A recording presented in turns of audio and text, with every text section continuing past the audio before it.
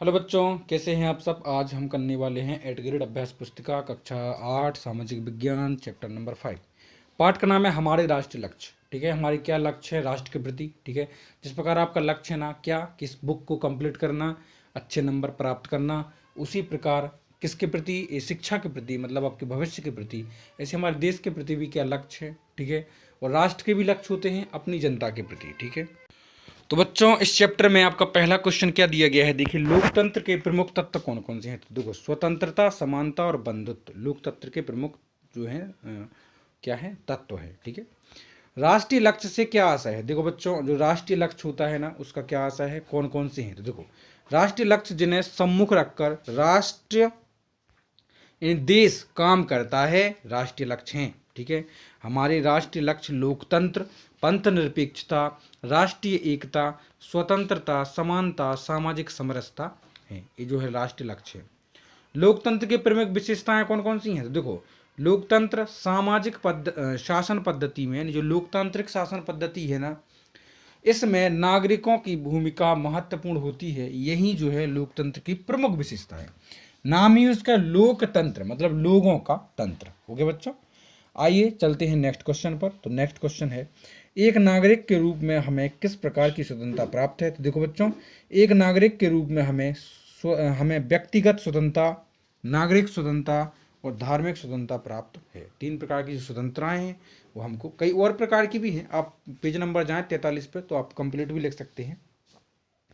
Next चलते हैं page number 119। ठीक है, हाँ तो 119 है पेज नंबर। पहला क्वेश्चन दिया गया है आपको, देखिए बच्चों कौन सा, 5वां क्वेश्चन है पेज नंबर 119 पर।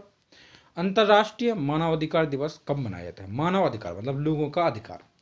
तो देखो बच्चों, अंतर्राष्ट्रीय मानवाधिकार जो दिवस है वो 10 दिसंबर को मनाया जाता है, क्योंकि इस दिन मानव अधिकारों की रक्षा करने के लिए, मानव अधिकारों की रक्षा करने के क्षेत्र में महत्वपूर्ण सार्वभौमिक घोषणा हुई अंतर्राष्ट्रीय स्तर पर। इसलिए इसी दिन को जो 10 दिसंबर है मानव अधिकार दिवस भी मनाया जाता है। मानव अधिकारों के संरक्षण हेतु क्या क्या प्रयास किए जा सकते हैं। देखो बच्चों 3 प्रकार के प्रयास किए सकते हैं, जैसे कि रैली निकलवाना, मानव श्रृंखला बनवाना, जागरूकता अभियान चलाना। ठीक है, दूरदर्शन, रेडियो और वीडियो फिल्मों के माध्यम से जानकारी देना, बैठकों यानी मीटिंग्स और में चर्चा आयोजित करना, किसके लिए, मानव संरक्षण, मानव अधिकारों के संरक्षण, मतलब मानव के जो भूतपूर्व मौलिक अधिकार हैं उनका संरक्षण किया जाए, किसी भी तरह में किसी भी देश के लोगों को उनके अधिकारों का हनन ना किया जाए। ठीक है बच्चों, अगला है लोकतंत्र की सफलता के लिए जनता को शिक्षित होना क्यों आवश्यक है। देखो शिक्षित जनता अपने स्वविवेक से मताधिकार का प्रयोग कर सकती है। यदि वो जनता शिक्षित हुई तो अपने वोट का प्रयोग करेगी। ठीक है, और राजनीतिक और आर्थिक प्रश्नों पर भी गंभीर राय दे सकती है, और ये बिल्कुल जरूरी भी है।